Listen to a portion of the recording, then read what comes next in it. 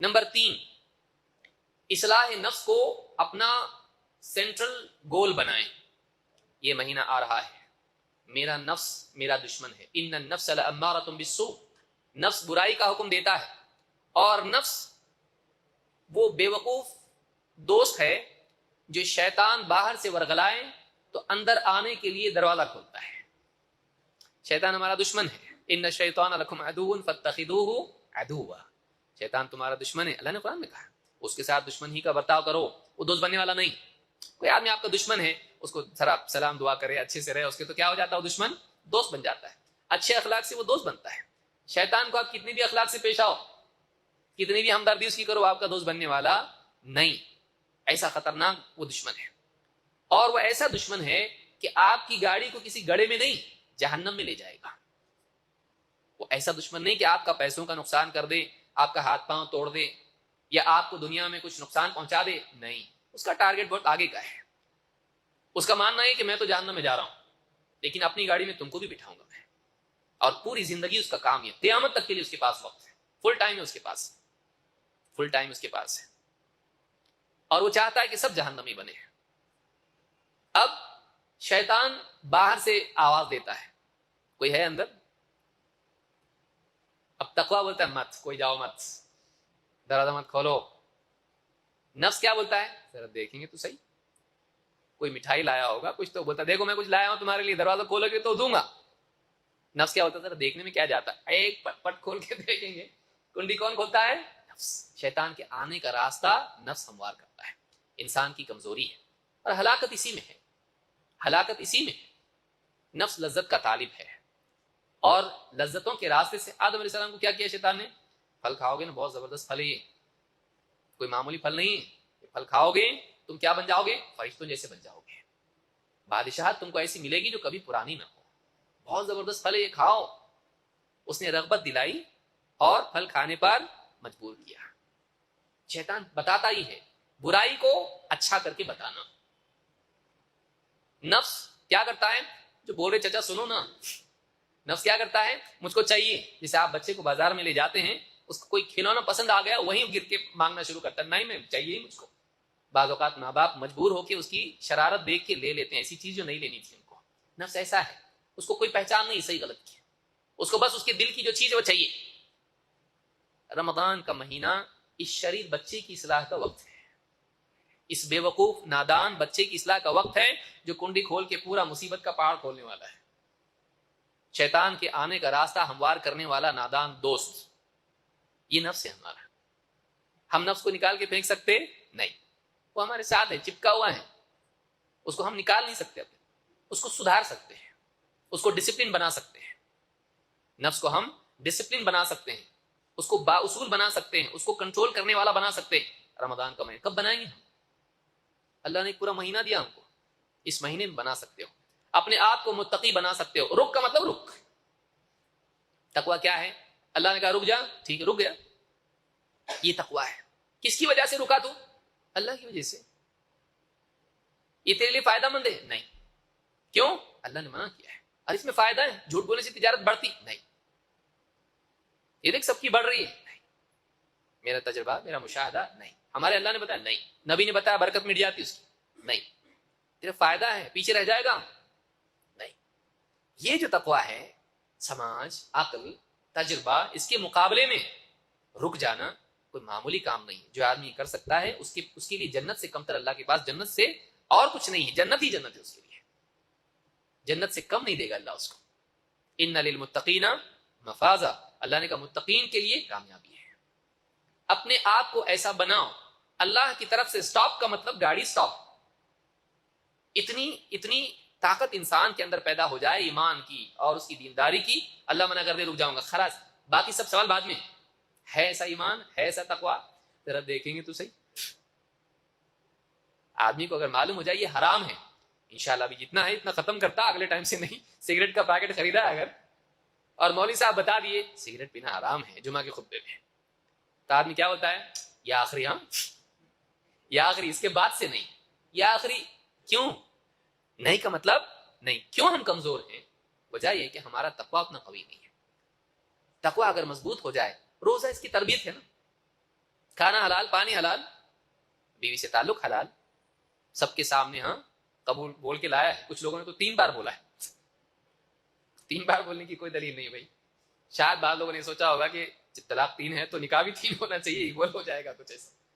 ہمارے ایک مولوی صاحب کہنے لگے جو لوگ کہتے ہیں کہ 3 طلاق ایک کیسا ہو سکتے، ان کو بولو نکاح کے وقت آپ کتنی مرتبہ پڑھے؟ بولے 3 بار. نکاح کتنے ہوئے؟ بولے 1. بولے 3 ایک کیسا ہوتے؟ نکاح 3 ہونا چاہیے نا آپ کے.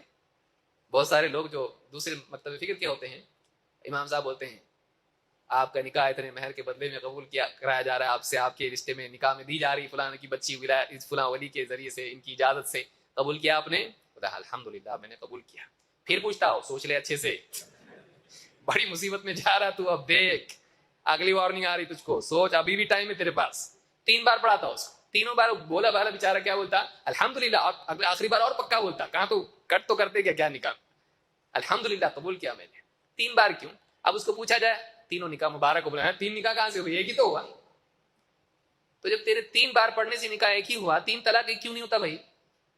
سمجھ میں آ رہی بھائی؟ یہ موٹا گاؤں کا جواب ہے، ایک دم شہر کا نہیں ہے، یہ گاؤں والا جواب ہے کہ جب آپ 3 بار اقرار کرتے نکاح کا، وہ 3 نکاح نہیں ہوئے، تو آپ کوئی آدمی 3 طلاق دے دے تو 3 کیسے ہوئے؟ ایک کیوں نہیں ہوا؟ سمجھ میں آئی بات؟ یاد رکھیں اس کو. بہرحال تو روزہ تقویٰ کی تربیت ہے، ہم رکنے والے بنے، اور اللہ نے یہی معظم سبب بتایا ہے صوم کا. کتب علیکم الصیام، اللہ نے کیا کہا یا ایھا الذین آمنوا، اے ایمان والو، کتب علیکم الصیام کما کتب علی الذین من قبلکم لعلکم تتقون. اے ایمان والو تم پر روزے فرض کیے گئے، آپشنل نہیں ہے. تم پر روزے سیام کتنے سارے رمضان کے پورے روزے ہیں، میں جمعہ کے رکھوں گا نہیں. بعض لوگ کہتے ہیں آخری بڑے روزے رکھیں. بڑے روزے کون سے بھائی؟ چھوٹے روزے بڑے روزے. بعض لوگ اپنی سہولت سے رکھتے ہیں، میں نے آخری عشرے میں چھٹی لے لیا ہوں، پورے روزے رکھنے والا ہوں. پورے روزے رکھنا چاہیے تجھ کو، چھوڑ نہیں سکتا آدمی. بھوک بہت لگتی ہے، پیاس بہت لگتی ہے، گرمی کے 14 گھنٹے کے روزے ہیں، اب کئی سالوں تک رہنے والے، گھبرائیے مت. یہ تو مجاہدے کا وقت ہے. اتنا کھایا، بھوکے بھی تو رہیں اللہ کے لیے. روزہ انسان کو شکر کرنے والا بناتا ہے، کیونکہ شکر اس وقت تک نہیں آدمی کے دل میں پیدا ہوتا ہے جب تک کہ محرومی کے پل سے آدمی نہ گزرے.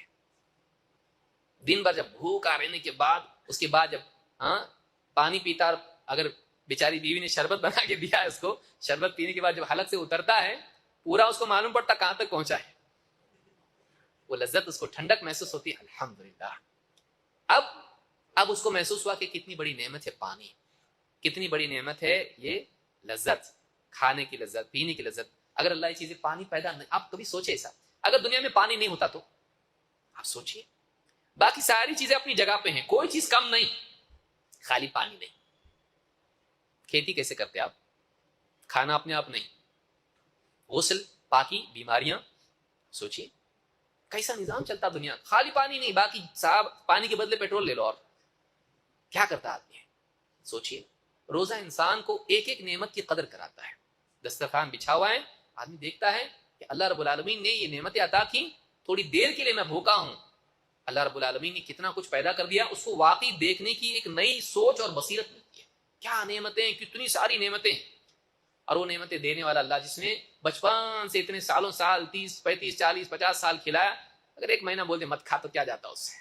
میرا رب ہے، بول دیا مت کھا، میرے رب کی بات ہے، میں مانتا ہوں میرے رب کی بات. یہ مومن کا مزاج ہونا چاہیے، جو بچپن سے مجھے کھلا رہا وہ اللہ جس نے ماں کے پیٹ میں 9 مہینے تک بھی مجھ کو غذا دی ہے، جب میرے کھانے پینے کے لیے نہ دانت تھے، نہ منہ چلتا تھا، نہ کچھ تھا، نہ میں کہیں تجارت کے لیے جاتا تھا، نہ کوئی اور ذریعہ میرے پاس تھا، وہاں بھی اللہ نے میرے کو زندگی دی، وہاں بھی زندہ رکھا.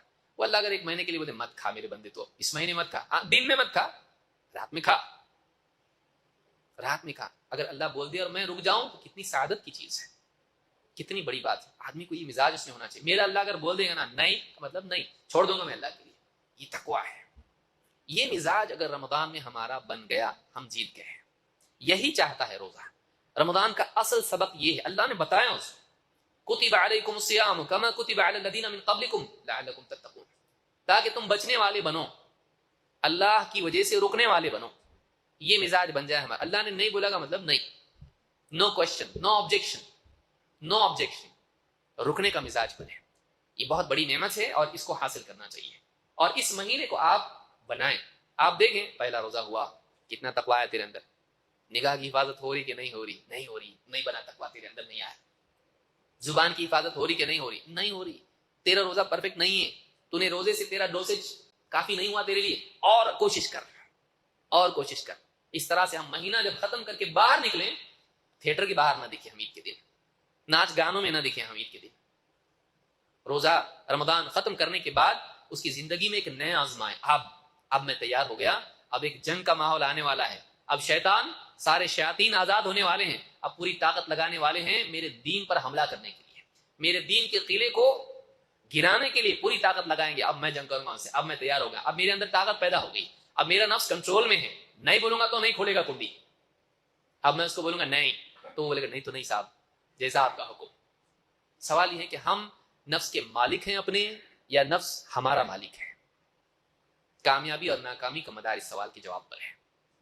اگر ہم اپنے نفس کے مالک ہیں تو ہم کامیاب ہیں، اگر نفس ہمارا مالک ہے، کہاں نالیوں میں لے جائے گا ہم کو معلوم نہیں۔ اللہ ہم سب کی حفاظت فرمائے۔ نفس کا غلام بننا بدترین غلامی ہے، لہذا یہ رمضان کا سبق یاد رکھیں۔